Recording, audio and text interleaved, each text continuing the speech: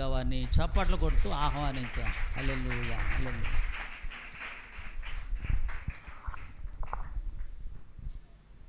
ప్రార్థన చేసుకుందాం. కృపగల తండ్రి, మీ పరిశుద్ధ పాద సన్నిధికి మరొకసారి మీ దాసులమైన మేము వస్తూ ఉండగా మమ్మల్ని అంగీకరించండి. మా నోటిని మాట ఉంచి, మా గమనములో మీ ఆలోచన నుంచి, నీ వాక్యపు వెలుగులో మేము మాట్లాడినట్లుగా సహాయం చేయమని ప్రార్థన చేస్తూ ఉన్నాం. వినగల చెవి, గ్రహించగల హృదయం నీ సంఘ బిడ్డలందరికీ దాయిచ్యమని ప్రార్థిస్తున్నా. నన్ను ప్రేమతో ఆహ్వానించిన దైవజనులు, వారి కుటుంబాన్ని, వేదికను అలంకరించిన దైవజనులను మీరు దీవించి ఆశీర్వదించమని ప్రార్థిస్తూ కృపగా అప్పగించుకుంటూ ఈ సమయం అంతా మాకు ఆశీర్వాదకరంగా ఉంచమని యేసు నామములో ప్రార్థించి అడిగి వేడుకొనుచున్నాం తండ్రి, ఆమేన్. నన్ను ప్రేమతో ఈ స్థలానికి నడిపించినటువంటి, ఆయన ప్రణాళికలో ఉంచినటువంటి దేవునికి నా నిండు వందనాలు తెలియజేస్తూ, అలాగే ఈ స్థలానికి నన్ను ఆహ్వానించిన దైవజనులు యేసురాజయ్య గారికి, అమ్మగారికి, కుటుంబానికి, వారికి ఇచ్చినటువంటి కుమార్తెలు, అల్లుళ్ళు, వారందరికీ కూడా నా హృదయపూర్వక వందనాలు. అలాగే దేవుని సంఘమైన, దేవుని వధువైన, దేవుని శరీరమైనటువంటి సంఘమైన మీ అందరికీ ప్రత్యేకమైనటువంటి వందనాలు తెలియజేస్తున్నాను. అలాగే వేదికను అలంకరించిన పెద్దలు అదమ్మాయి గారికి, యేసురాజయ్య గారికి, క్రీస్తయ్య గారికి, సహోదరునికి ప్రత్యేక ధన్యవాదాలు తెలియజేస్తున్నా. మంచి వర్తమానాన్ని ప్రభు మనకిచ్చారు. దైవజనులు పెద్దలు క్రీస్తయ్య గారు చాలా అనుభవంతో కూడినటువంటి సేవకులు.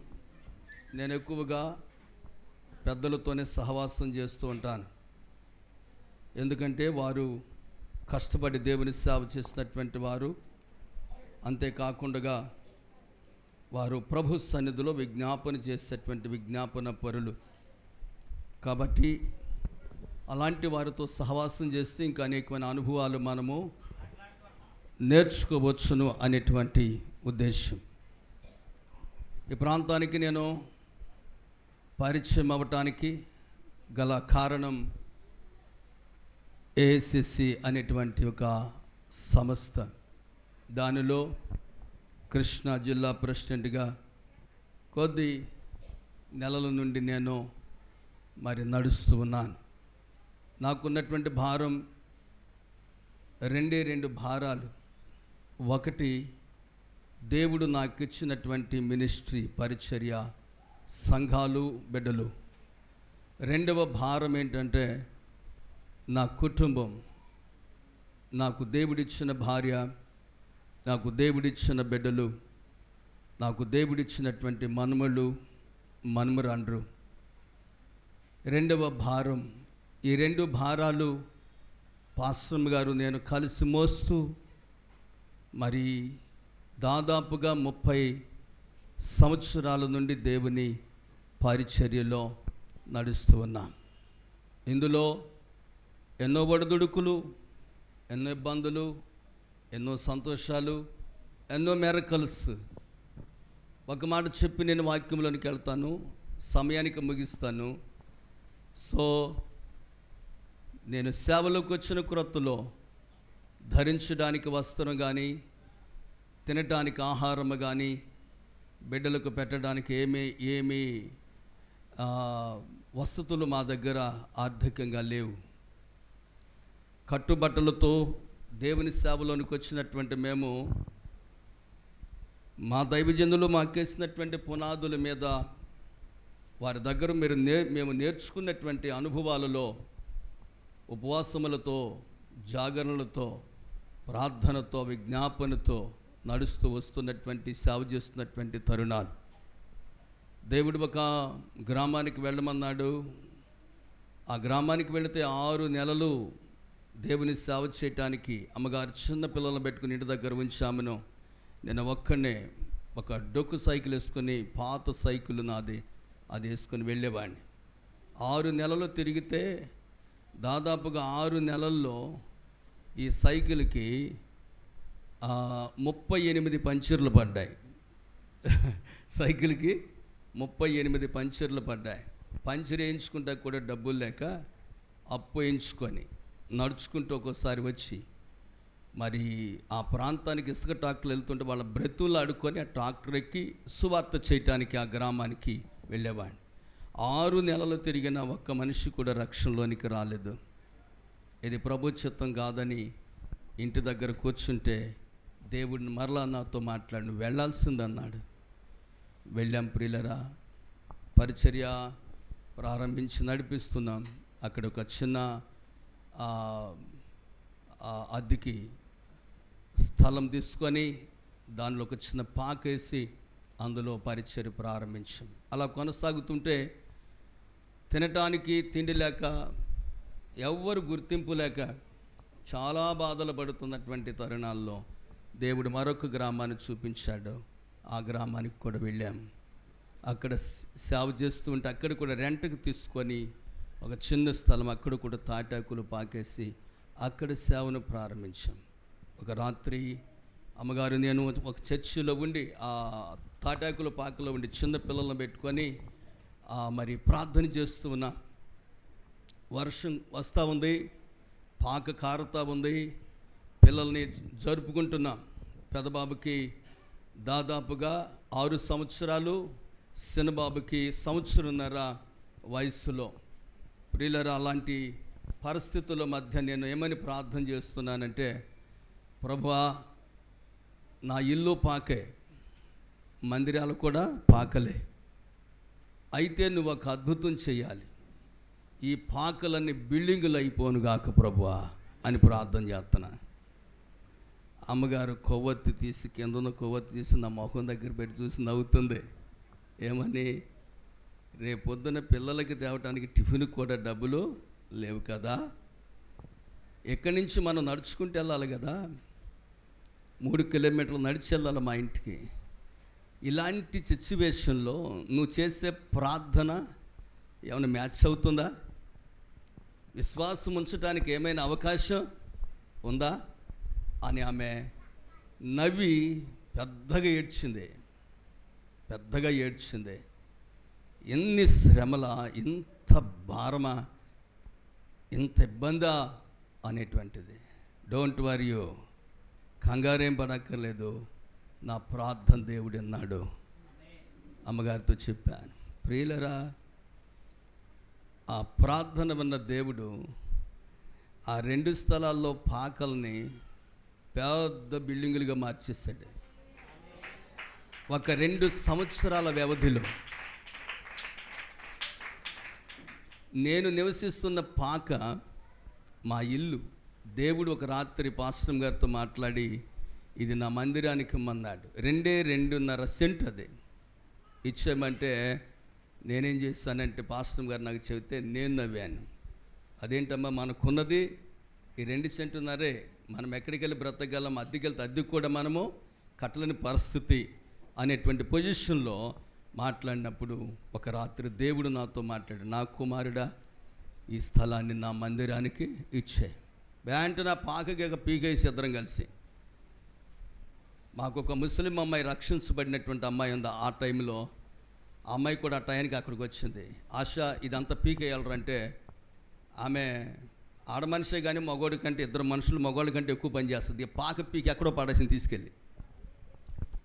కొండలు సట్లు చిన్నసనియే కాబట్టి పెద్ద ఇబ్బంది ఏం లేదు. అక్కడ స్తంభాలు కొన్ని తీసుకొచ్చి వేసి దాని మీద మరల తాటేకులు తీసుకొచ్చి, కర్రలు తీసుకొచ్చి కొంతమంది హెల్ప్ చేత అట్లాగూ దాన్ని నిర్మించాం. ప్రియులరా, అక్కడ అన్యజనుల మధ్య చేసినటువంటి ఆ పరిచర్యలో 1.5 సంవత్సరం తిరక్కక ముందే దేవుడు దాన్ని బిల్డింగ్గా మార్చేశాడు. ఎన్ని అద్భుతాలు! ఈ విధంగా నేను చెప్తూ వెళ్ళాలంటే చాలా అద్భుతాలు ఈ తెల్లారిపోద్దాయి. కాబట్టి ప్రియులరా, ఏమీ లేని డొక్కు సైకిల్తో సేవ చేసినటువంటి నాకు ఒక ఆయన చూడలేక ఏం చేశాడంటే ఒక కొత్త సైకిల్ కొనిచ్చాడు. పాస్టర్ గారు కష్టపడుతున్నారా అని ప్రేమతో ఒక సహోదరుడు, ఆయన కూడా దేవుని సంధికి వెళ్తాడు, పాస్టర్ గారు చాలా కష్టపడుతున్నాడు, కొత్త సైకిల్ కొనిచ్చా. ఆ కొత్త సైకిల్ మా సహవాసులు ఇద్దరు దైవజనులు అభిషేకం తీసుకుంటాక అన్నారు వాళ్ళు, అయ్యగారు రండి కొంచెం నూతన వస్త్రాలు తీసుకుంటాం మేము, మాకు తోడు రమ్మన్నారు. మీటింగ్ జరుగుతున్నాయి సహవాసంలో. ఆ సైకిల్ వేసుకొని ముగ్గురు నడిపించుకుంటే బ్యాగ్ దాని మీద పెట్టి రోడ్డు పక్కన సైకిల్ పెట్టి లాక్ చేత్తో పట్టుకొని బైబిల్ బ్యాగ్ కూడా దాని మీదే ఉంది. అలాగే షాప్లోకి వెళ్ళి వాళ్ళకి బట్టలు తీసుకొని బయటకు వచ్చేసరికి ఈ సైకిల్ ఆవిడ ఎత్తుకుపోయాడు. ఏడ్చాను. నా జీవితంలో కనీసం ఆ సైకిల్ కూడా నోసుకోలేదని ఏడ్చాను. అమ్మగారి దగ్గరికి వెళ్ళి చెప్తా, ఆమె ఏడ్చింది. అయితే ప్రియులారా, దేవుడు మొట్టమొదటిగా మా సంఘాన్ని ప్రేరేపించి ఒక స్కూటర్ను దేవుని సేవకు కొనిచ్చారు వాళ్ళు. ఆ స్కూటర్ మీద సంఘాలు ప్రారంభమైనాయి. అద్భుతమైన పరిచర్య చేస్తాం. తర్వాత స్కూటర్ పాడైపోతే హైనీ సహవాసంలో హాస్టల్ వార్డెన్గా పనిచేస్తాడు ఆయన అన్నాడు, కూరగాయలు తెచ్చుకుంటా పనిచేద్దాం పాస్టర్ గారు నాకు ఇచ్చామన్నాడు. ఆ స్కూటర్ ఆయనకి ఇచ్చేస్తాం.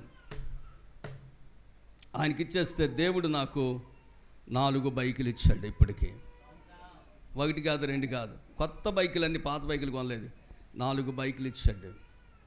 ప్రియులరా, 1కి 3 కారులు ఇచ్చాడు దేవుడు. మన దేవునితో మనం ఉంటే, మన దేవుడు మనతో ఉంటే మనకేంటి కొదువ? ఏం మాత్రం ఉండదు. మనము నమ్మకస్తులమైతే దేవుడు మన ఎడల మరింత నమ్మకస్తుడిగా పనిచేస్తాడు. ఆయన ప్రణాళికలు మన ఎడల నెరవేరుస్తాడు. నేను ఒకటే నమ్ముతాను, నా మీద నా కుటుంబం మీద దేవుని అభిషేకం ఉందని, నా ప్రార్థనలు దేవుడు వింటున్నాడనేటువంటి పూర్తి నమ్మకం నాకుంది. నేను అడిగిన ప్రతిదీ కూడా దేవుడు నా ముందుకు తీసుకొని వచ్చి పెట్టాడు. నేను అడిగిన దానికంటే కూడా ఎక్కువగా దేవుడు నాకు దయచేశాడు. అంత శక్తి సంపన్నుడైన దేవుణ్ణి మనందరము కలిగి ఉన్నాము. చప్పట్లు కొడదాం దేవునికి. ఈ రాత్రి దేవుని వాక్యములోనికి వెళదాం. లూకాసు సువార్త 19వ అధ్యాయంలో మనకు ఒక వ్యక్తి కనిపిస్తాడు. ఈ వాక్యాన్ని కూడా మనం చాలాసార్లు వినుంటాం, చదివి ఉంటాం. మరి అనేక మంది బోధించి ఆ బోధలు మనము దానిలోంచి అనేక సత్యాలు నేర్చుకొని ఉంటాం. అయినప్పటికీ మరొకసారి 19వ అధ్యాయము 1 వచనం కొన్ని వచనాలు. ఆయన సంచరించు ఎరికో పట్టణంలో ప్రవేశించి దాని గుండా పోవచ్చుండెను. ఇదిగో సుంకపు గుత్తదారును ధనవంతుడైన జక్కయ్యను పేరు గల ఒకడు యేసు ఎవరో అని చూడగోరని కానీ పొట్టివాడనెందున జనులు గుంపుగొడి ఉండుట వలన చూడలేకపోయాను. అప్పుడు యేసు ఆ త్రోవను రానయ్యుండెను గనుక అతడు దూరముగా పరిగెత్తి ఆయనను చూచుటకు ఒక మేడి చెట్టు ఎక్కెను. యేసు ఆ చోటికి వచ్చినప్పుడు కన్నులెత్తుచు, జక్కయ్య త్వరగా దిగుము, నేడు నేను నీ ఇంట ఉండవలసి ఉన్నదని అతనితో చెప్పాను. అతడు త్వరగా దిగి సంతోషముతో ఆయనను చేర్చుకొనెను. అందరూ అది చూచి, ఈయన పాపిన మనుషుని బస్సు వెళుచున్నాడు చనుక్కోండి. జక్కయ్య నిలబడి, ఇదిగో ప్రభువా, నా ఆస్తుల సగభాగం పేదలకు ఇచ్చున్నాను. నేను ఎవరి యొద్ద అన్యాయముగా దేనిని తీసుకుని ఎడలా అతనికి 4 వంతులు మరలా చెల్లించుదునని ప్రభుతో చెప్పిన. అందుకు యేసు, ఇతడును అబ్రహాము కుమారుడు, ఎందుకనగా నేడు ఈ ఇంటికి రక్షణ వచ్చింది. సాల్వేషన్. దేవునికి స్తోత్రం కలుగునుగాక. ప్రియులరా, ఇక్కడ మనం చూస్తున్నటువంటి చదివినటువంటి ఈ వచనాల్లో మనకు ప్రథమముగా ఒక పట్టణము కనపడుతుంది. అది యెరికో పట్టణం. ప్రథమమైనటువంటి వ్యక్తి మనకు అక్కడ కనిపిస్తాడు. ఆయన ఎవరంటే ప్రభువైన యేసుక్రీస్తు. ప్రథమమైనటువంటి గుంపు కనబడుతుంది. వాళ్ళు ఎవరంటే ప్రభువైన యేసుక్రీస్తు వారి యొక్క శిష్యులు. అలాగే ప్రథమమైనటువంటి ప్రభు కార్యాన్ని చూచినటువంటి వ్యక్తి మనకు కనిపిస్తాడు. ఆయన జక్కయ్య. అలాగే ఆ గ్రామములో ఉన్నటువంటి ప్రజలను కూడా మనం అక్కడ చూస్తాము. పిల్లలు అల్లరి చేయకండి నాన్న, అల్లరి చేయకండి, సైలెంట్ ప్లీజ్.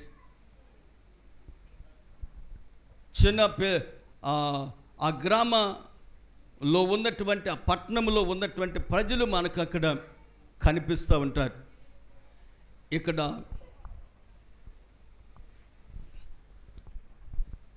ఇక్కడ కనిపించినటువంటి వ్యక్తులు కొందరుంటారు. వారెవరంటే జక్కయ్య ఇంటివారు. ఎవరు చెప్పండి? జక్కయ్య ఇంటివారు. ఇంకా ఇక్కడ కనిపించిన ప్రజలు ఉంటారు, జక్కయ్య ద్వారా అన్యాయం చేయబడినటువంటి వారు.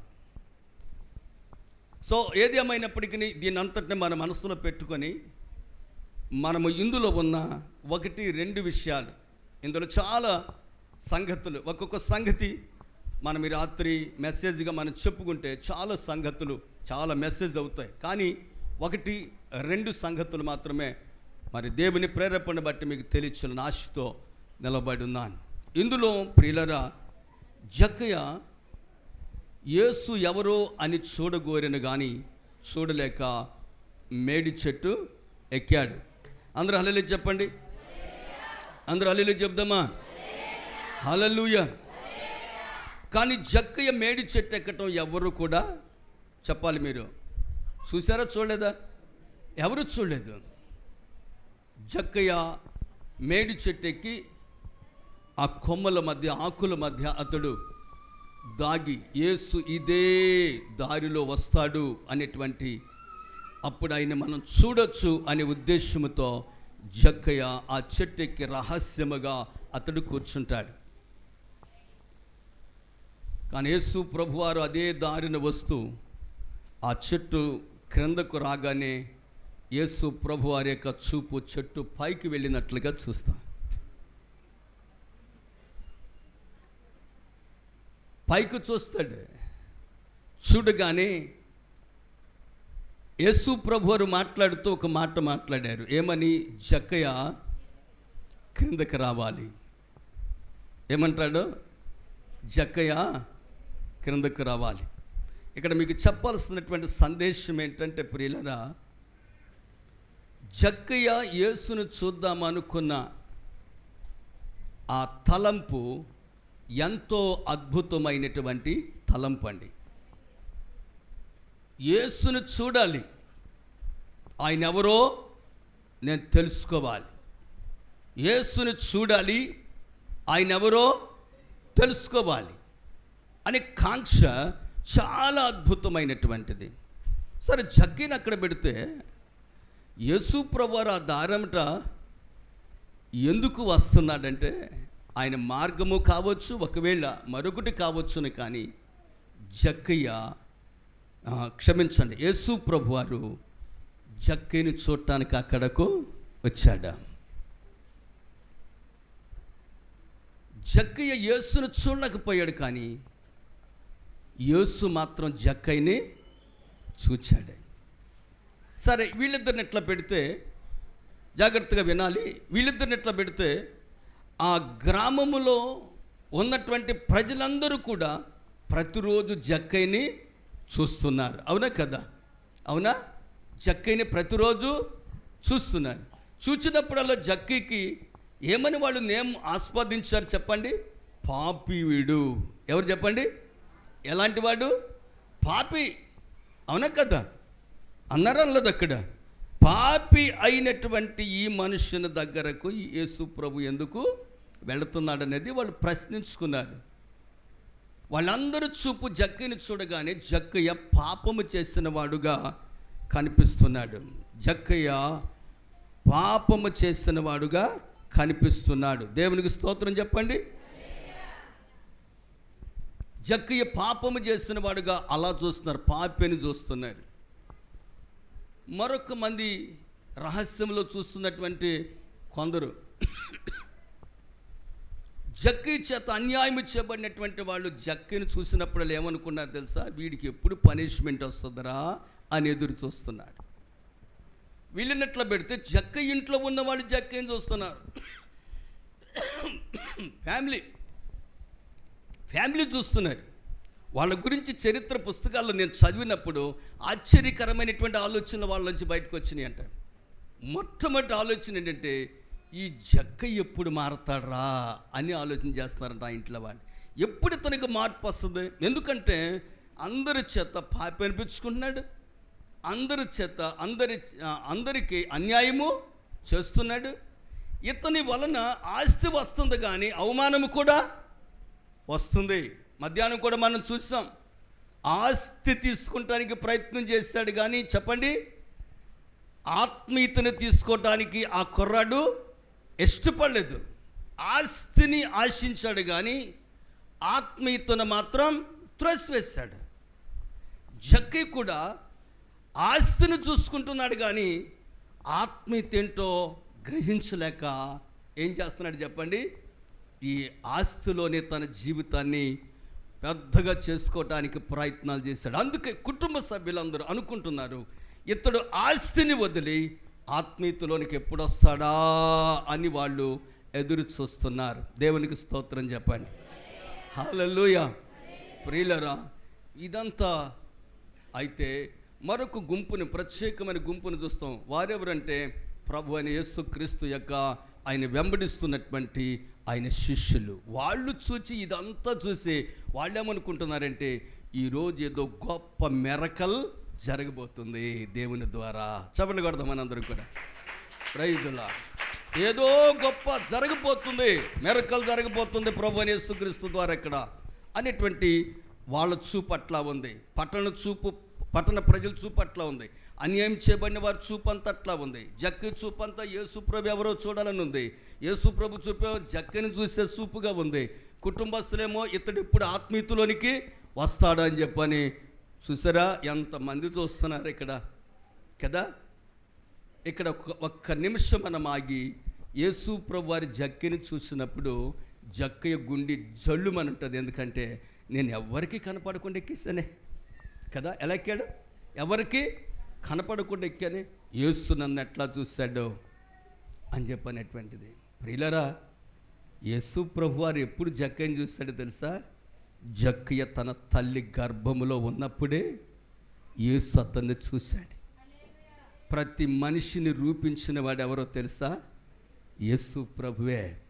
అందుకే యోహాను సువార్తలు అంటాడు, సృష్టించబడిన ఏది కూడా నేను లేకుండా సృష్టించబడలేదు. ఇక్కడ కూర్చున్న తల్లివైన నీవు, ఇక్కడ కూర్చున్న తండ్రివైన నీవు, మీకు పుట్టిన పిల్లలు, ఇందాక అయ్యగారు చెప్పాడు బిడ్డల భవిష్యత్తుల కొరకు అని. ఈ చింతలందరూ నిలబడి పాటపాడుతుంటే హృదయం ఉప్పొంగిపోతూ ఉంది. ప్రియులరా, మనందరినీ నిర్మించిన వాడు ప్రభువైన యేసుక్రీస్తు. కీర్తనకారుడైన దావీదు 139 కీర్తనలో ఏమని రాస్తాడో చూడండి.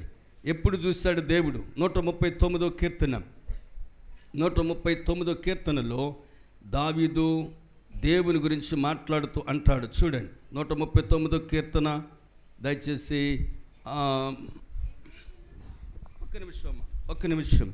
ఒక్క నిమిషం దయచేసి చూడండి. 13వ వచనం, నా అంతరింద్రియములను నీవే కలగజేసేటివి.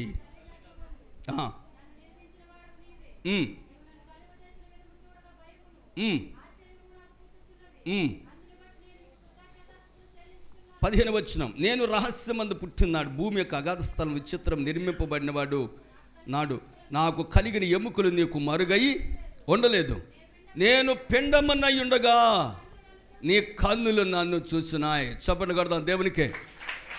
నీవు నేను మనందరము పిండమై మన తల్లి గర్భములో ఉండగా ఎవరు చూశారు చెప్పండి? డాక్టరా, స్కానా, ఎక్స్రేనా? ఎవరు చూశారు? ఫస్ట్ ఆఫ్ ఆల్ మనల్ని చూసింది మన దేవుని కన్నే. నీ తల్లి గర్భములో నీవు పిండమై ఉండగా, రూపింపబడక ముందే, ఒక ఆకారము నీకు రాకముందే దేవుడు మనలను చూచాడు. జక్కయ్య ఆశ్చర్యపడటానికి అంత గొప్ప సంగతేమి అతని ఆలోచనలో ఉండకూడదు కూడా. ఎందుకంటే జక్కయ్య పిండమై ఉండగానే దేవుడు చూచాడు. చెట్టు మీద జక్కీని చుట్టమేంటి దేవుడు? జక్కీని, చెట్టు మీద ఉన్న జక్కీని చూశాడు. కానీ ఎందుకు చూశాడు? ఆయన ఇంటికి వెళ్ళటానికి చూశాడు, రమ్మని చెప్పడానికి చూశాడు, అతన్ని తన ప్రణాళికలోనికి తేవటానికి చూశాడు. జక్కయ్య తన తల్లి గర్భంలో ఉన్నప్పుడే దేవుడు చూచాడు. ప్రియులారా చూడండి, హాగరు ఏమని పిలిచింది దేవుణ్ణి? ఆదికాండం 16వ అధ్యాయంలో, ఆదికాండం 16వ అధ్యాయంలో చూడండి, అక్కడ అద్భుతమైన మాట మాట్లాడుతుంది ఆమె. చూడండి 13వ వచనం, 16వ అధ్యాయము 13వ వచనంలో అది అంటే ఆగరు దేవునితో మాట్లాడుతూ ఆమె చెప్పుచున్న మాట దేవునితో ఏంటంటే, చూచుచున్న దేవుడవు నీవే అని ఒక పేరు దేవునికి పెట్టేసింది. ఒక పాట ఉంది, అద్భుతమైన పాట. చూచుచున్న దేవుడవయ్యా నన్ను చూచినావు, చూచుచున్న దేవుడవయ్యా నన్ను చూచినావు, నీ పేరు ఏమిటో ఎరుగనయ్యా, నీ పేరు ఏమిటో ఎరుగనయ్యా, నా పేరుతో నన్ను పిలిచావయ్యా, చూచుచున్న దేవుడవయ్యా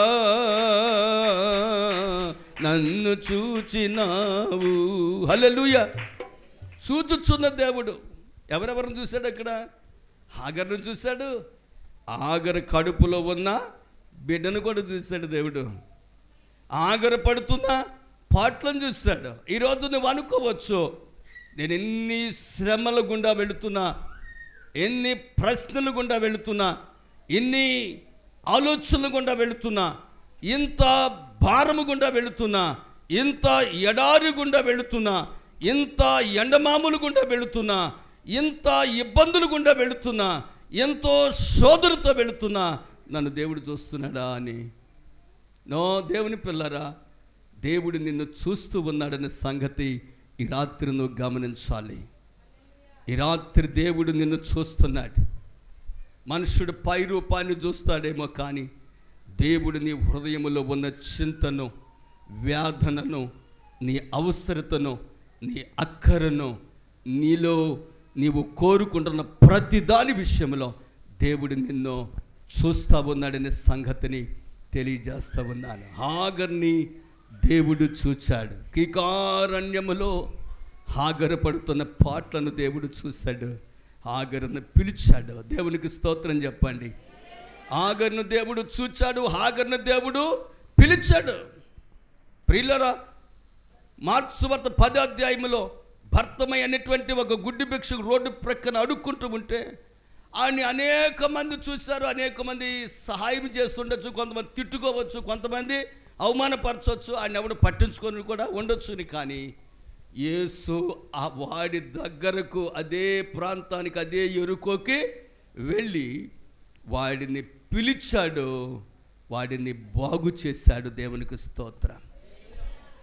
ఈరోజు నీ జీవితాన్ని బాగు చేసేవాడు, నీ సమస్యలను తీర్చేవాడు, నీ కన్నీరుని తుడిచేటువంటి వాడు, నువ్వు పడుతున్న పాటల నుండి నిన్ను విడిపించి శాంతి సమాధానంతో నిలబెట్టేవారు ఎవ్వరి లోకంలో లేకపోవచ్చును, కానీ ప్రభు అయిన యేసుక్రీస్తున్నాడనేటువంటి సంగతిని మీకు జ్ఞాపకం చేస్తూ ఉన్నాను.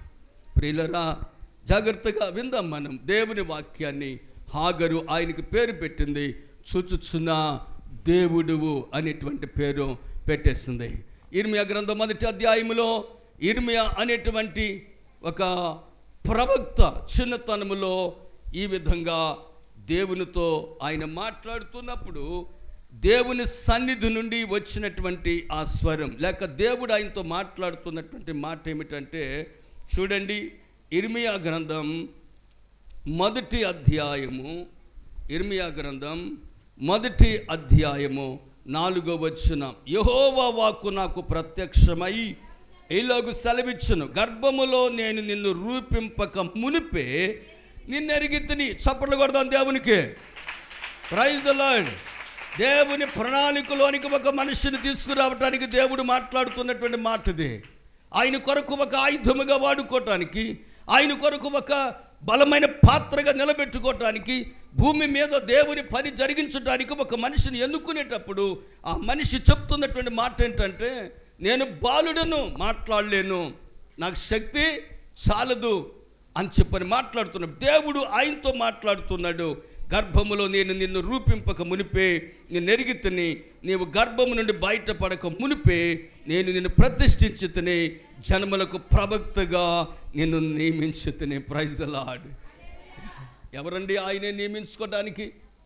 ఎవరండి ఆయనే ప్రతిష్ఠించుకోవడానికి? ఎవరండి ఆయనే అనుకూలపరచుకోవడానికి? ఎవరండి ఆయన నిర్ణయం తీసుకోవటానికి? అంటే నీ సృష్టికర్త అయినటువంటి దేవుడు. భూమి మీద నీకు రూపును ఏర్పరిచినటువంటి వాడు, భూమి మీద నీకు ఆయుష్నిచ్చినటువంటి వాడు, భూమి మీద నీకు ఆహారమునిచ్చినటువంటి వాడు, భూమి మీద నీకు ఒక కుటుంబాన్ని ఇచ్చినటువంటి వాడు, భూమి మీద నీకంటూ ఒక స్థానాన్ని ఇచ్చినటువంటి వాడు. ఆయనే తన నిర్ణయం తీసుకునేటువంటి శక్తి ఆయన దగ్గర ఉంది. కాబట్టి ఆయనే అంటున్నాడు, నేనే నిన్ను చూచాను, నేనే నిన్ను రూపించాను, నేనే నిన్ను ప్రతిష్ఠించాను, నేనే నిన్ను నియమించుకున్నాను అనేటువంటి మాటలు వాడతాడు దేవుడు. ప్రియులరా, నీ బిడ్డలను ఒకవేళ నువ్వు నియమించుకోలేదేమో, నీ బిడ్డలను నువ్వు దేవునికి ప్రతిష్ఠించుకోలేదేమో, నీ బిడ్డల విషయంలో ఇంకా దేవునికి దూరముగా ఆలోచన చేస్తున్నావేమో. దేవుని ప్రణాళికలు ఇక్కడున్న బిడ్డలు ఎంతమంది ఉన్నారో దేవునికి స్తోత్రం చెప్పండి. హల్లెలూయా. దేవుడు నియమించుకుంటే మనమెవరం ఆపటానికి? దేవుడు ప్రతిష్ఠించుకుంటే మనమెవరం ఆపటానికి? దేవుని పని ఆయన నమ్మకంగా చేసేటువంటి వాడుగా ఉన్నాడు. ఆయన ఇర్మియాతో చెప్తున్నాడు, నేను నీ తల్లి గర్భములో ఉన్నప్పుడే రూపింపక మునిపే నేను నిన్ను చూచాను, ప్రతిష్ఠించాను, నియమించుకున్నాను. చూచే దేవుడు ఆయన, చూచే దేవుడు. ప్రియులారా, నీ జీవితంలో, నీ కుటుంబంలో, నీ వ్యక్తిగత బ్రతుకులో ఎన్ని అగచాట్లు ఉన్నవో అవన్నీ చూస్తున్నాడనే సంగతిని దైవజనుడిగా నేను తెలియజేస్తున్నాను. నీ కన్నీరు దేవుడు తొడవబోతున్నాడు ఈ రాత్రి. హల్లెలూయా. నీ ప్రశ్నలకు సమాధానం ఇవ్వబోతున్నాడు దేవుడు. ఎందుకంటే ఆయన చూస్తున్నటువంటి దేవుడిగా ఉన్నాడు. మరి మనము చూస్తాం యెషయా గ్రంథం 49వ అధ్యాయం 46వ అధ్యాయంలో మనము చూస్తాము. 49 అనుకుంటాను, దయచేసి యెషయా గ్రంథం 49 చూద్దాము. నేను ఆ వాక్యాన్ని మీకు చూపిస్తాను. 49వ అధ్యాయము చూడండి దయచేసి. ఆ మాట 14వ వచనం. అయితే సీయోను, యెహోవా నన్ను విడిచిపెట్టి ఉన్నాడు, ప్రభు నన్ను మర్చిపోయి ఉన్నాడు అనుకొనుచున్నది. స్త్రీ తన గర్భమున పుట్టిన చంటి బిడ్డను కరుణించకుండా తన చంటి పిల్లను మరుచున వారైనా మరుచుదురు కానీ నేను నిన్ను మరవను. చూడుము, నా అరచేతుల్లో నిన్ను చెక్కుకున్నాను. చప్పట కొడదామా గట్టిగా? హల్లెలూయా. ప్రియులారా, ఆయన నిత్యము మనల్ని చూడటానికి, ఆయన నిత్యం ఆయన కన్నుల ముందు మనల్ని ఉంచుకోవటానికి మనల్ని ఎక్కడ చెక్కుకున్నాడు చెప్పండి? ఆయన అరచేతుల్లో మనలను చెక్కుకున్నాడు. ఆయన ఎప్పుడు చూసుకున్నాడు మనల్ని. హల్లెలూయా. మా మనవరాలు విజయవాడలో ఉంటారు కదా, వాళ్ళు వస్తారు, సెలవులు వచ్చినప్పుడు వచ్చేస్తారు, రమ్మని చెబుతాం, కారు పంపిస్తా వచ్చేస్తారు. వచ్చిన తర్వాత వాళ్ళు 2 రోజులు 3 రోజులు ఉన్న తర్వాత మరలా స్కూల్ ఆన్ చేస్తారు కదా, వాళ్ళు వెళ్ళిపోతారు. ఒక 2-3 రోజుల వరకు నా మనసు బాగానే ఉంటుంది, కానీ మళ్ళీ 2-3 రోజులు గడిచిన తర్వాత నా మనసు అంతా వాళ్ళ మీదకి వెళ్ళిపోతూ ఉంటుంది. బెంగ వచ్చేస్తుంది. ఫోన్ చేస్తాను, బాబు ఎప్పుడు రా సెలవులు, ఎప్పుడు వస్తారు? వాళ్ళకి మా మీద మరి బెంగ వచ్చేస్తూ ఉంటుంది. ప్రియులరా, దేవునికి కూడా మన మీద ఎంత బెంగో. హల్లెలూయా. దేవునికి మన మీద ఎంత ఆశ, దేవునికి మన మీద ఎంత పారమైన ప్రేమ, దేవునికి మన మీద ఎంత కృపో. ప్రియులరా, అందుకే ఆయన దూరముగా ఉండటం కంటే దగ్గరగా ఉండటం మంచిదని ఆయన చేతుల్లోనే మనలను చెక్కుకొని నిత్యము ఆయన మనలను చూసుకుంటున్నాడు. హల్లెలూయా. హల్లెలూయా. నీ మార్గములన్నిటిలో నిన్ను చూస్తున్నాడు, నీ మార్గములన్నిటిలో నిన్ను చూస్తున్నాడు. అందుకే 121 కీర్తనలు అంటాడు, పగలు ఎండ దెబ్బ నీకు తగలనివ్వను, రాత్రి వెన్నెల దెబ్బ నీకు తగలనియను, ఇంకా ఏ పాయము రాకుండా యెహోవా నిన్ను కాపాడును, ఆయన నీ ప్రాణమును కాపాడును. ఇది మొదలుకొని నిరంతరము నీ రాకపోకలైంది యెహోవా నిన్ను చూస్తా ఉన్నాడు. ఆయన నిన్ను నిత్యము చూసుకుంటున్నాడు, నిన్ను నిత్యము చూసుకుంటున్నాడు. క్రొత్త నిబంధనలోకి వెళ్తే యోహాను సువార్త క్రొత్త నిబంధనలోకి వెళ్తే యోహాను సువార్త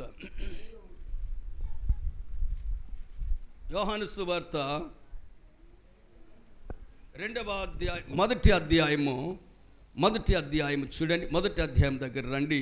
అక్కడ 46వ వచనములో, అందుకు నతానీయేలు, నజరేతులో నుండి మంచిది ఏదైనా రాగలదా అని అతను అడుగుగా, వచ్చి చూడమని పిలుపుతో అతను యేసు నతానీయేలు తన యొద్దకు వచ్చుట చూచి, ఇదిగో ఇతడు నిజముగా ఇశ్రాయేలీయుడు, ఇతని యందు ఏ కపటమును లేదని ఇతను గూర్చి చెప్పెను. నన్ను నీవు ఎలాగు ఎరుగుదువని నతానీయేలు ఆయన అడుగుగా, యేసు నిన్ను పిలువక మునిపే నీవు అంజూరపు చెట్టు క్రింద ఉన్నప్పుడే నిన్ను చూచాను. దేవునికి స్తోత్రాలు కలుగునుగాక. ఎవరు దగ్గరికి తీసుకుని వెళ్ళి చూపించక్కర్లేదు.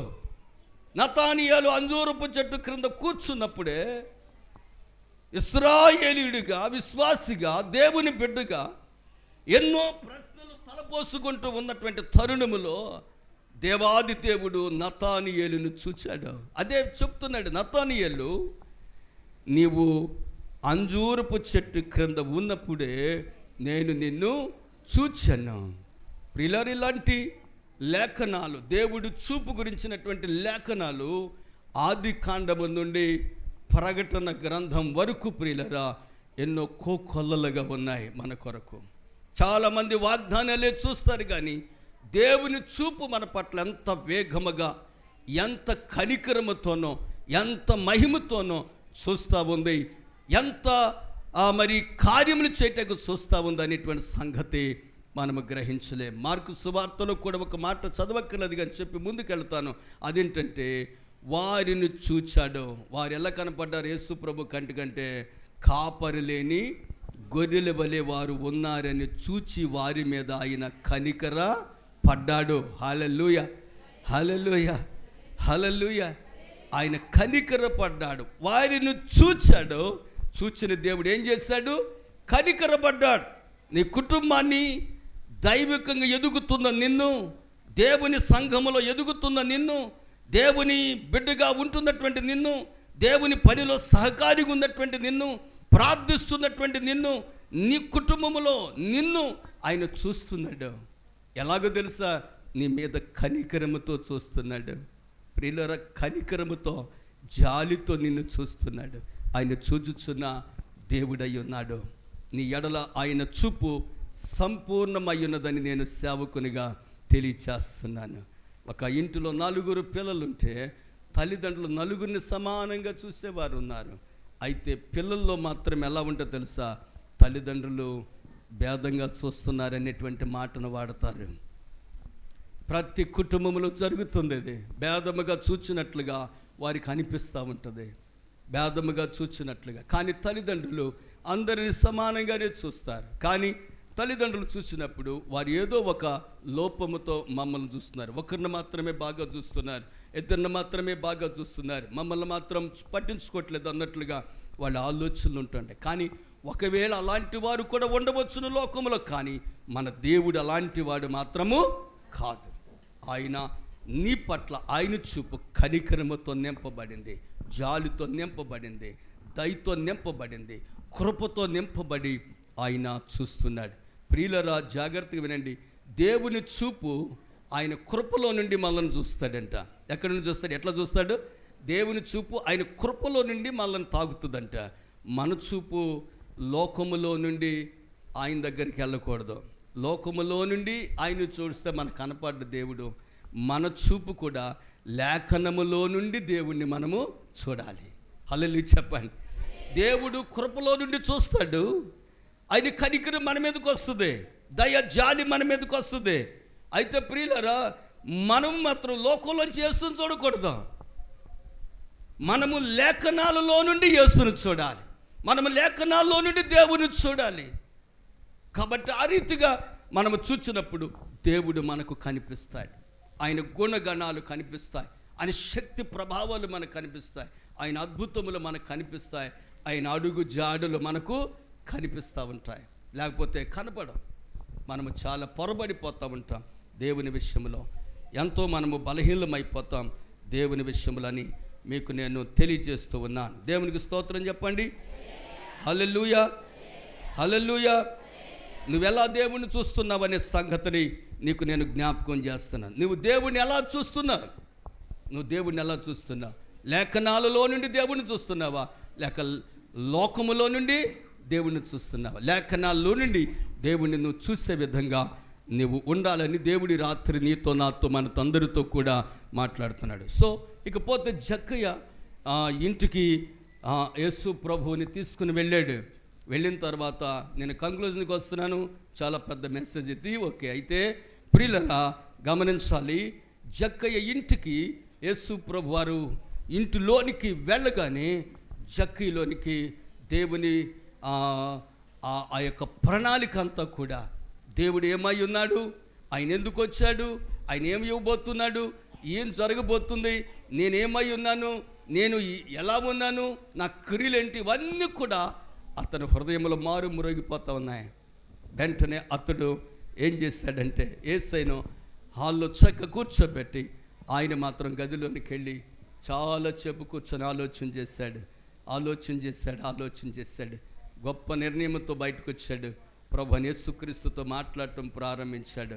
ప్రియులరా, అప్పటి వరకు యేసు ప్రభుతో జక్కయ్య మాట్లాడినట్లుగా ఎక్కడ దాఖలా కూడా లేదు, ఎక్కడ కూడా లేదు. యేసుతో ఎప్పుడు జక్కయ్య మాట్లాడాడు అంటే, జక్కయ్య తానేమై ఉన్నానో తెలుసుకున్నప్పుడు, యేసు ఏమై ఉన్నాడో తెలుసుకున్నప్పుడు మాత్రమే జక్కయ్య యేసుతో మాట్లాడటం ప్రారంభించాడు. దేవునికి స్తోత్రం చెప్పండి. హల్లెలూయా, హల్లెలూయా, హల్లెలూయా.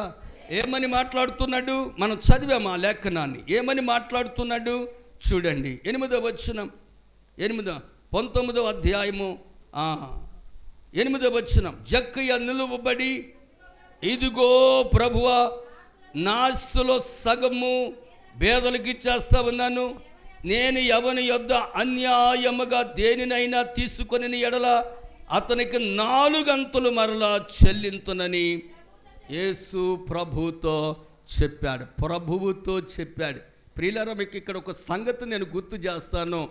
రక్షించబడిన ప్రతి మనిషి ఒక యాజమాన్యం కిందకు వస్తున్నాడు అనేటువంటి సంగతి మనం మర్చిపోకూడదు. రక్షణ పొందిన మనము దేవుని యాజమాన్యం కిందకు వస్తున్నాం, దేవుని ప్రణాళికలోనికి వస్తున్నాం, దేవుని యొక్క అనుభవాల్లోనికి వస్తున్నాం, దేవుని మార్గంలోనికి వస్తున్నాం, దేవుని రక్షకునిగా మనం అంగీకరిస్తున్నామనే సంగతి మనం గ్రహించాలి. First of all. రెండవది ఏంటంటే, అంతటితో ఆగలేదు. రక్షించబడిన మనం యేసుక్రీస్తుని మన ప్రభువుగా అంగీకరిస్తున్నామనే సంగతిని. అందుకే పేతురు అంటాడు, యేసుక్రీస్తు అందరికీ ప్రభువే, అందరికీ ప్రభువే. నేను తప్పుగా ఆలోచన చేశాను. యూదులకు అనుకున్నాను, ఇజ్రాయిల్కి అనుకున్నాను, కానీ అది కాదు. యేసుక్రీస్తు రక్షించబడిన ప్రతి మనిషికి కూడా, ప్రపంచంలో ప్రతి మనిషికి కూడా ఆయన ప్రభువే. అంగీకరించకపోయినా ఆ ప్రభు అనేటువంటి ఆ యాజమాన్యం కిందకి ప్రతి ఒక్కరూ రావాలి. రక్షించబడిన వారు వచ్చారు, రక్షణ లేని వారు కూడా ఆ ప్రభు యొక్క యాజమాన్యం లేకపోతే ఆయన అధికారం కిందకి రావాలనే సంగతి. అందుకే ఈ సంగతి గ్రహించి జక్కయ్య అంటున్నాడు, నా ప్రభువా అని పిలుస్తున్నాడు. దేవునికి స్తోత్రం చెప్దాం. జక్కయ్యకి ఏమయ్యాడు యేసు ప్రభు? ఇప్పుడు ప్రభు అయ్యాడు. అన్యాయముగా అక్కడ నా ధనములో సగభాగం పేదలకు ఇచ్చేస్తున్నాను, నేను ఎవరి దగ్గర అన్యాయముగా తీసుకున్నాను, తిరిగి 4 అంతలు ఇస్తాను అంటే దాని అర్థం ప్రియులరా, తను ఏమని ఒప్పుకున్నాడు యేసుప్రభు దగ్గర? యేసుప్రభుని ఏమని ఒప్పుకున్నాడు? నా ప్రభువా అని, నా ప్రభువు నువ్వని ఒప్పుకున్నాడు. అంటే నా రాజువు నువ్వని, నా అధికారివని ఒప్పుకుంటున్నాడు. రెండవది ఏంటంటే, నేను అన్యాయస్తుని ఒప్పుకుంటున్నాడు. ఈ రాత్రి దేవుణ్ణి నువ్వు ఏ రీతిగా అంగీకరించావు, స్వీకరించావు, దేవుని ఎదుట నీవు ఏమని ఒప్పుకుంటున్నావు? ప్రశ్న. దేవుణ్ణి నువ్వు ఏ విధంగా స్వీకరిస్తున్నావు? ఏ విధముగా నీవు యేసు దగ్గర నిలబడి నిన్ను నీవు ఒప్పుకుంటున్నా? బైబిల్ చెప్పిన సత్యం ఏంటంటే అతిక్రమములు దాచిపెట్టువాడు, చెప్పాలి మీరందరూ, వర్ధిల్లడు. ఒప్పుకొని విడిచిపెట్టువాడు కనికరము పొందుతాడు. కీర్తనకారుడైన దావీదు కూడా ఏమని రాస్తాడు అంటే, తన పాపమునకు తన అతిక్రమమునకు పరిహారము చెందినవాడు ధన్యుడు అని రాస్తాడు. ఈ రాత్రి దేవుణ్ణి నువ్వు ఏ విధంగా స్వీకరిస్తున్నావు? ప్రభువుగా స్వీకరిస్తున్నావా? బైబిల్ చెప్పే మాట ఏంటంటే, నీ ప్రవర్తన అంతటి మీద ఆయన అధికారానికి ఒప్పుకోవాలి. అది ప్రభువుగా నువ్వు అంగీకరించటం. ఎందుకు అంటే ప్రియులరా, నీకు ఒక యాజమాన్యం ఉంది. అది పరలోక సంబంధమైంది, అది లేఖనార్థమైంది, ఆధ్యాత్మికమైంది. నీకు కనిపించని ఈ మనుషులే కాదు, కనిపించని యాజమాన్యం ఉంది రక్షించబడినటువంటి నీకు. కాబట్టి ప్రభువుగా నువ్వు ఆయన్ని స్వీకరిస్తున్నావా? పెళ్ళిళ్ళు అంటూ ఉంటారు, పెళ్లి చేస్తూ ఉంటాం పాస్టర్ గారులు మేము. కరువైనా, కష్టమైన, ఇబ్బంది అయినా, వ్యాధి అయినా, కీడైనా, శోధనైనా నీకే భార్యనయ్యుంటా, నీకే భర్తనయ్యుంటా. నిజంగా నిలబడుతున్నాయా? ఎలాగ నీ భార్యను స్వీకరించావు పెళ్లిలో? ఎలాగూ నీ భర్తను స్వీకరించావు వివాహంలో? దేవుని మందిరానికి వస్తున్న నీవు దేవుడిని ఏ విధంగా స్వీకరించావు? ప్రభువుగా స్వీకరించావా? దైవజనుడు ఏదైనా సంఘంలో ఎవరైనా సరే లేఖనానికి కొంచెం విరోధముగా జరిగి నడుస్తున్నప్పుడు దైవజనుడు, అమ్మా ఏంటి ఎలాగున్నావని చెప్పంటే, నువ్వు దైవజనుడు లెక్క చేస్తున్నావా? మాటను లెక్క చేస్తున్నావా? దైవజనుడు నీలో ఉన్న బలహీనతను చూసి నిన్ను హెచ్చరించినప్పుడు దైవజనుడి మాటకు నువ్వు విధేయత చూపుతున్నావా? దేవుని పిల్లరా, నువ్వు లొంగటలేదు దైవజనుడి కంటే, దైవజనుడి మాటకు వెనకకు తిరగటలేదు అంటే యేసుక్రీస్తును నువ్వు సరైన రీతిలో అంగీకరించలేదనే సంగతి నువ్వు గుర్తెరగాలి. అందుకే ఎలా అంగీకరించాడు జక్కయ్య అంటే ప్రభువుగా. చెప్పండి, ఎలాగండి? ప్రభువుగా. నా ప్రభువా. మీకు ఇంకొక మాట చెప్పి నేను ముందుకు వెళ్ళిపోతాను, త్వరగా ముగిస్తాను, నా సమయం చాలా అవుతా ఉంది. ప్రియులరా, తోమ యేసు ప్రభు వారు తిరిగి లేచినప్పుడు శిష్యులు అందరూ ఉన్నప్పుడు యేసు ప్రభు వస్తారు కదా, తోమ ఉండడు. తర్వాత తోమకు చెప్తారు. తోమ ఏమంటాడంటే, మీరందరూ పిచ్చి మాటలు మాట ఏదో భ్రమలు ఉన్నట్లున్నారు, నేను ఆయన గాయాలలో ఏలు పెట్టి చూడాలి, ఆయన ప్రక్కలో బళ్ళి పోతుంది కదా అది చేయి పెట్టి చూడాలి, అప్పుడు నమ్ముతాను. ఈయన ఎప్పుడైతే ఈ మాటలు మాట్లాడినది యేసు ప్రభు నిజంగానే వచ్చేసాడు. తోమా ఇదిగో గాయాలు, ఇదిగో పక్కలో బళ్ళి పడు, నిజంగా ఏలు పెట్టి చూశాడు. ఆయనైతే పరీక్షించాడు, కానీ మనమైతే ఆయన గాయాలు ఇంకా ఇంకా ఇంకా ఇంకా చెప్పాలి, రేపే వాళ్ళు ఎక్కువ ఉన్నారు. ప్రియులారా, మీలో లేరేమో కానీ ఈ అంత్య దినాలలో, ఈ చివరి దినాలు, ఈ కడవరి దినాల్లో సంఘాల పరిస్థితి ఎట్లా ఉందంటే, ఆయన గాయాలు రేపటమే కాదు, ఆయన బాహాటముగా ఆయనను అవమానపరిచేటువంటి వాడు. లేఖనాల్లో దేవుడు చెప్పాడు, మిమ్మల్ని బట్టే అన్య జనుల మధ్య నా పేరు పాడైపోతుంది, అవమానపరచబడుతుంది. తోమా వేళ్ళు పెట్టి చూశాడు, పరీక్షించాడు, పక్కలో చేయి పెట్టి చూశాడు, పరీక్షించాడు. ఏమంటాడు తెలుసా? బొక్కుబార్లుగా ఆయన కాళ్ళమేపడి అంటాడు, నా ప్రభువా, నా దేవా అని ప్రార్థన చేస్తాడు, ఏడుస్తాడు. ఎప్పుడు అంగీకరించాడు ప్రభువుని? అతను చెప్పండి. 33.5 సంవత్సరాలు యేసు ప్రభు అని లోకులు ఉన్నప్పటికీ, 3.5 సంవత్సరాలు దేవుని సేవలు ఉన్నప్పటికీ, 3.5 సంవత్సరాలు యేసు చేసిన అద్భుత మహత్య కార్యములన్నీ ఎన్నో చూసినప్పటికీ యేసు ప్రభుని ప్రభువుగా అంగీకరించలేదు. ఈరోజు ఈ సంఘం స్థాపించబడి ఎన్నాళ్ళైందో నాకు తెలీదు. మీరు యేసు ప్రభుని మీ ప్రభువుగా అంగీకరించారా? మీ రక్షకునిగా అంగీకరించినటువంటి మాట వాస్తవమే కావచ్చు, కానీ నీ ప్రభువుగా దేవుణ్ణి అంగీకరించావా? నీ ప్రభు యొక్క ఆజ్ఞకు నువ్వు లోబడుతున్నావా? నీ ప్రభు ఆజ్ఞలన్నీ గాయకొని ఆయన చెప్పిన లేఖనం అంతా కూడా నువ్వు గ్రహిస్తూ, ధ్యానిస్తూ, ప్రార్థిస్తూ ప్రభు యొక్క దీవెనలు పొందుకుంటున్నావా? నా ప్రభువా అని అప్పుడు అంగీకరించాడు. యేసయ్య అన్నాడు, చూచి నమ్మిన వారి కంటే చూడక నమ్మిన వారు దాన్ని మెచ్చుకున్నాడా తోమాని?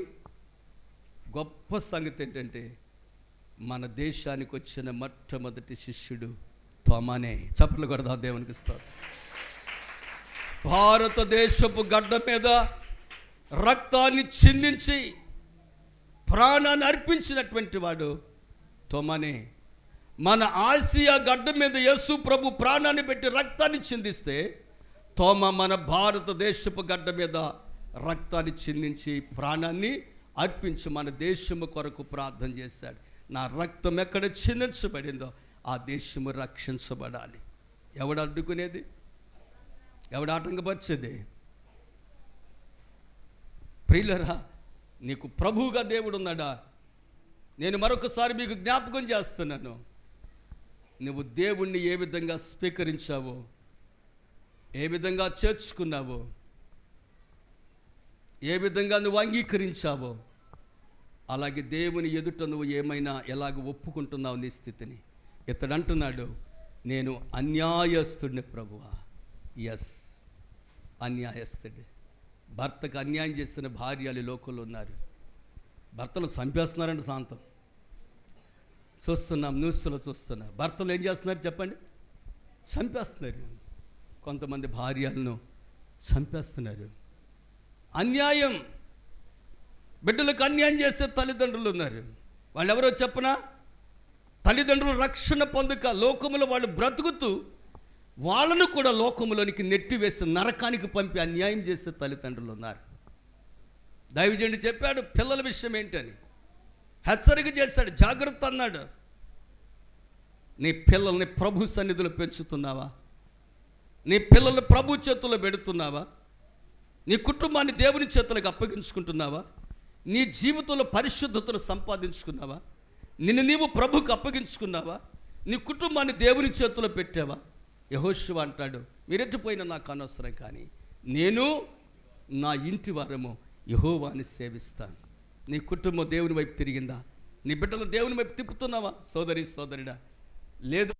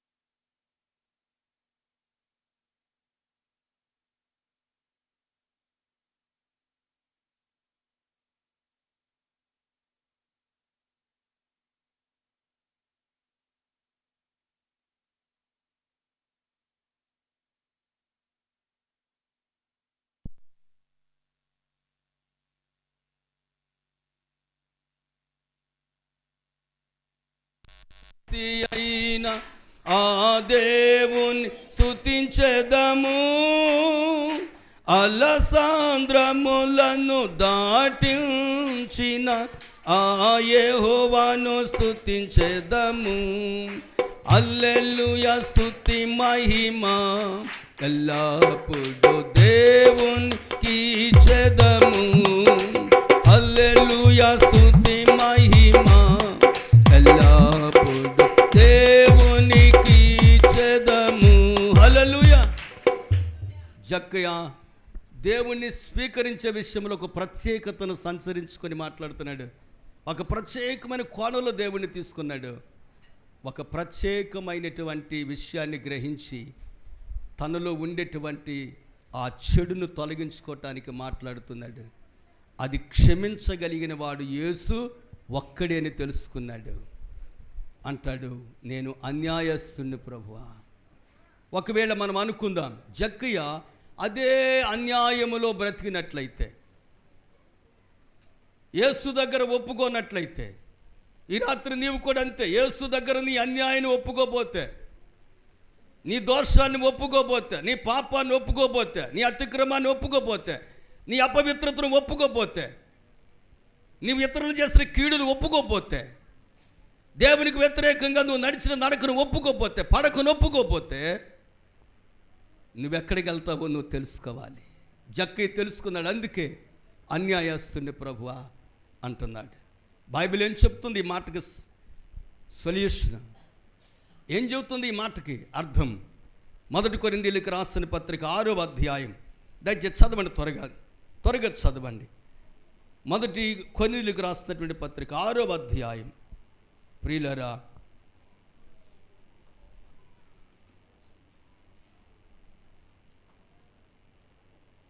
8వ వచనం 9వ వచనం. అయితే మీరే అన్యాయము చేయుచున్నారు, అపహరించుచున్నారు, మీ సహోదరులకు ఇలాగూ చేయుచున్నారు. అన్యాయస్తులు దేవుని రాజ్యమునకు వారసులు కానేరరు. తెలీదా మీకు అంటున్నాడు దేవుడు. ఎవరంట? జక్కయ్య అన్యాయస్తుని ప్రభువా అని ఒప్పుకోపోతే జక్కయ్య ఎక్కడికి వెళ్ళిపోయాడు చెప్పండి? దేవుని రాజ్యాన్ని కోల్పోయి నిత్య నరకాగ్నిలోనికి వెళ్ళిపోయేవాడు. జక్కయ్య ఇప్పుడు బ్రతుకున్నాడు, చచ్చిపోయాడా? చెప్పండి.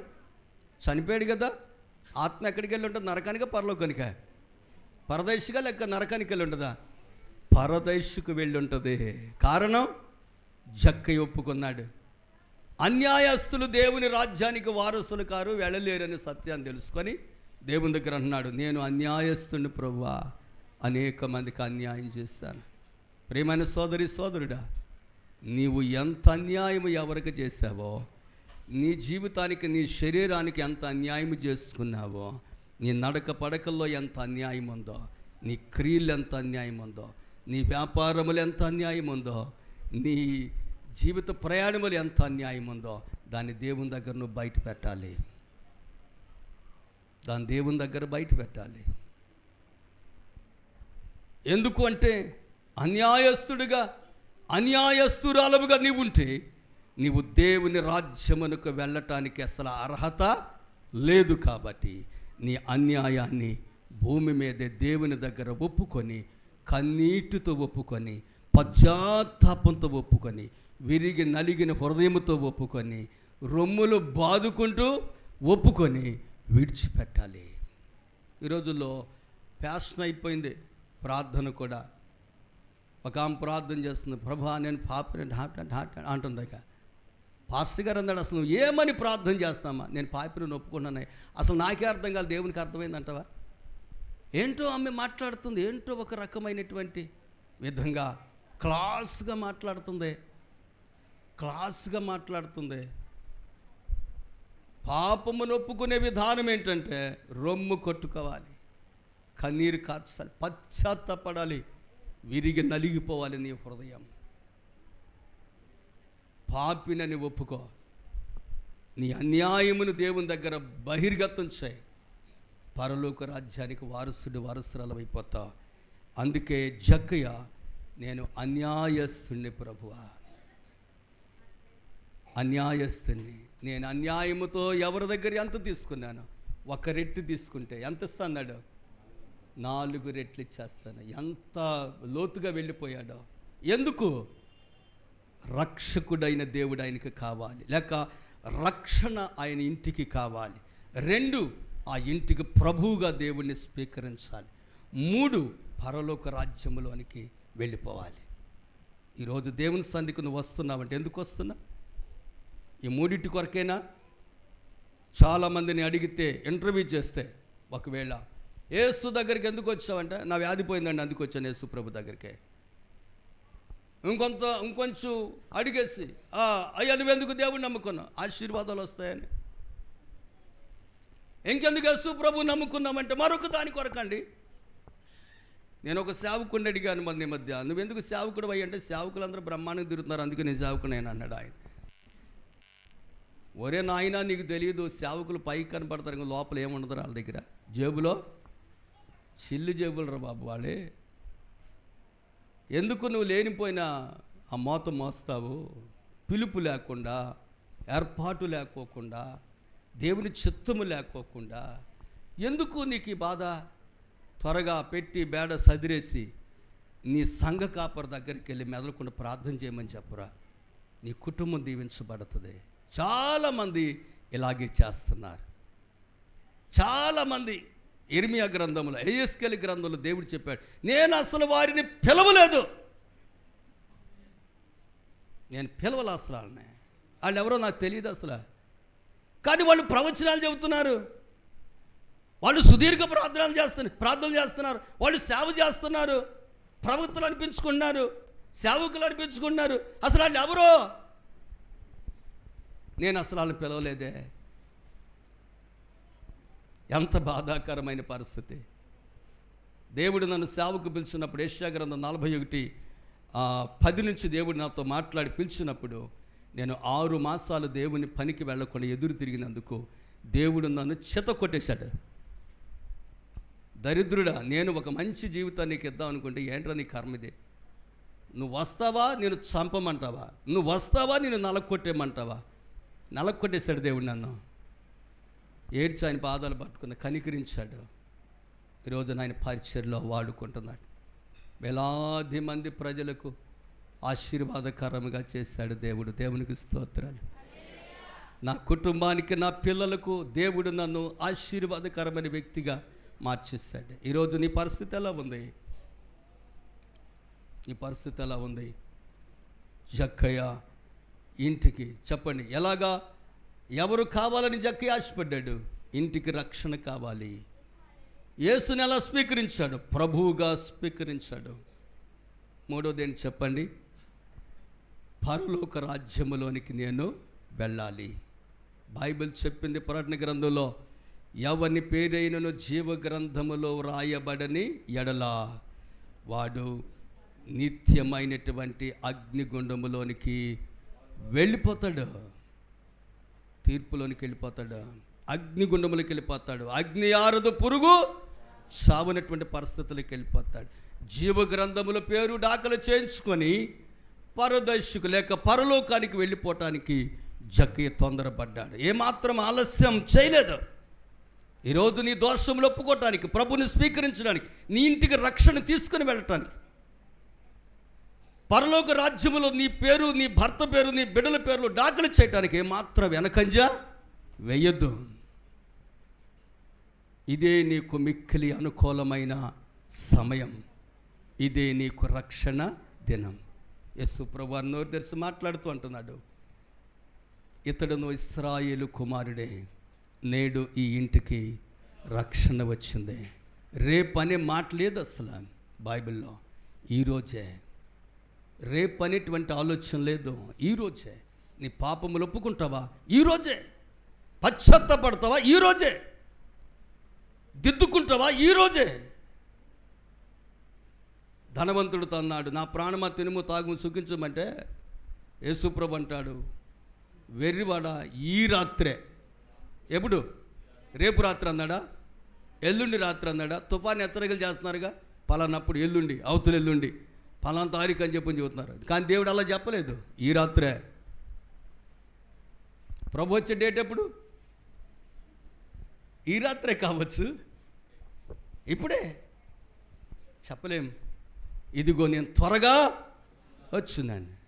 నువ్వు పశ్చాత్తాపడి ప్రభు పాదాలు పట్టుకో. ఈ ఉపవాసాలు నీ జీవితంలో మెరుగు దిద్దబడాలి. నువ్వు, నీ కుటుంబం దీవించబడాలి. దేవునికి నువ్వు సమీపంగా వెళ్ళిపోవాలి. ఒక మాట చెప్పి ముగిస్తాను. దేవుని సన్నిధిలో నువ్వు ఉపవాసముతో చేస్తున్నటువంటి ప్రార్థన నిన్ను దేవుని దగ్గరకు తీసుకెళ్ళిపోద్ది. కానీ లోకముందే నిన్ను పాపము దగ్గరకు తీసుకెళ్ళిపోద్ది. పాపముందే నిన్ను మరణం దగ్గరికి తీసుకెళ్ళిపోద్ది. మరణముందే నీ ఆత్మను నిత్య నరకములోనికి తీసుకెళ్ళిపోద్ది. ఏం కావాలి నీకు? ప్రార్థన దేవుని దగ్గరకు తీసుకెళ్తే దేవుడు కడిగిరి ముత్యములాగా నిన్ను చేసుకొని ఆయన నీకు ప్రభువుగా, రక్షకుడిగా, పరలోక వైభవాన్ని నీకు రాసిచ్చేస్తాడు. అన్నాడా లేదా? యోహాను సువార్త 14వ అధ్యాయంలో, ఇదిగో నేను వెళుచున్నాను, నేను నా దగ్గర అనేకమైన నివాస స్థలాలు కలవు, లేని ఎడల మీతో చెప్తాను, నేనుండు స్థలంలో మీరు ఉండులాగానే మరలా వచ్చి మిమ్మల్ని తీసుకొని వెళ్ళిపోతాను. అది కావాలా? నరకం కావాలా? ఈ ఉపవాస కూటాల్లో ఏం తెలుసుకుంటావో నీకే అప్పగించి నేను వెళ్ళిపోతున్నాను. దేవుడి మాటలు దీవించును గాక. ఆమేన్. ప్రార్థన చేసుకుందాం తల వంచినట్లయితే. థ్యాంక్ యూ జీసస్, గ్లోరీ రిమా బరల్ల షరల్ అందరల్లా, గ్లోరీ జీసస్, హల్లెలూయా, స్తోత్రం. తండ్రి సన్నిధిలో మనం ఉన్నామమ్మా. సంఘమా దేవుని సన్నిధిలో ఉన్నాం. సంఘమా దేవుని ప్రణాళికలో ఉన్నాం. సంఘమా దేవుడు నిన్ను చూస్తున్నాడు. సంఘమా నీ తల్లి గర్భంలో నిన్ను ఏర్పరచుకున్నాడు, రూపించుకున్నాడు, ప్రతిష్ఠించుకున్నాడు ఆయన కొరకు నిన్ను. కానీ నీవు మాత్రం లోకం వైపు ఒక చేయి చాపుతున్నావు, దేవుని వైపు ఒక చేయి చాపుతున్నావు. మధ్యలో ఉన్నావు, జారి అగాధంలో పడిపోతావేమో. వద్దొద్దు, దేవుని వైపు తిరుగు, దేవుని వైపు తిరుగు. దేవుడు నీకు నిత్య రాజ్యమును పరలోక భాగ్యాన్ని ఇవ్వటానికి ఇష్టపడుతున్నాడు. ప్రార్థన చేసుకో, ప్రార్థన చేసుకో.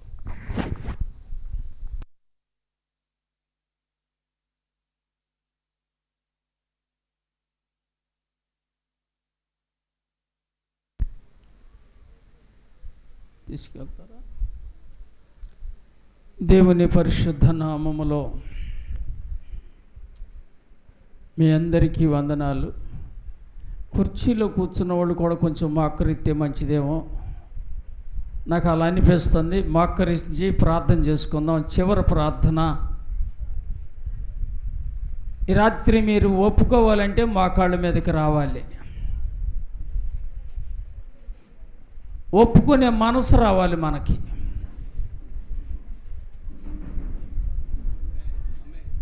దేవుని సన్నిధి అంటే మనకు భయం ఉండాలి. దేవుని సన్నిధిలో భయం లేకుండా నువ్వెంత ప్రవశించినా, భాషలు మాట్లాడినా, దేవుని చిత్తము జరిగించకపోతే మన మీదకి తీర్పు వస్తుంది. అలా రాకుండా ఉండాలంటే మనం దేవుని సన్నిధిలో కన్నీరు గారుద్దాం. ఒక్క నిమిషం ప్రార్థన చేద్దాం అందరం. ప్రభువా, నిజమే జక్కై నిలబడి అంటున్నాడు, ప్రభువా నేను ఎవరి దగ్గర అన్యాయముగా తీసుకున్నానో వారికి తిరిగి 4 వంతులు ఇస్తాను. యేసు ప్రభువారు చూశాడు, యేసు ప్రభు చూశాడు నతానీయుని నజరేతులో. ఏదైనా మంచిది కలదా? ఈ రాత్రి ప్రభు నీతో మాట్లాడాడమ్మా. ఆ మాట నాకు చాలా ఇష్టమైన మాట. ప్రభు మనల్ని చూచినప్పుడు మనల్ని పరీక్షిస్తున్నాడు ఆయన. మన ప్రభు పరీక్షించే దేవుడు, మంచి బోధకుడు మన ప్రభువు. మనకి ఈ రోజున ఈ రాత్రి చక్కని బోధ. కలవరపడవద్దు, మీ హృదయాన్ని కఠినపరుచుకునవద్దు. ఈ స్థలము నుంచి సమాధానంతో యేసయ్యని మోసుకుని వెళదాం. ప్రేమతో అడుగు, ప్రేమతో అడుగు. యేసయ్యా నేను పాపిని ప్రభువా, యేసయ్యా నన్ను క్షమించు నాయనా. తండ్రి క్షమించటానికి సమీపంగా ఉన్నాడు, మన మధ్యన ఉన్నాడు. ఆయన మనతో మాట్లాడినాడు. ఉపవాస కూటమంటే ఆయన మాట్లాడే రోజు ఈరోజు. ఉపవాసం ఉంటే మాట్లాడతాడా లేకపోతే మాట్లాడరా అని మీరు ప్రశ్న వేసుకోవచ్చు. ఉపవాసం అంటే కార్యాలు చేస్తాడు. ఉపవాసం అంటే నీ బంధకాలు దంచుతాడు. ఉపవాసం ఉంటే నీ రోగాన్ని తీసేస్తాడు. ఉపవాసం ఉంటే నీ వ్యాధిని తీసేస్తాడు. నీకున్న మానసిక రోగాన్ని తీసేస్తాడు. మన శుక్రవారం ఒక ఆయన నన్ను వాక్యం చెప్పడానికి పిలిచాడు. శుక్రవారం మేము ఉపవాస ప్రార్థన పెట్టుకున్నామండి.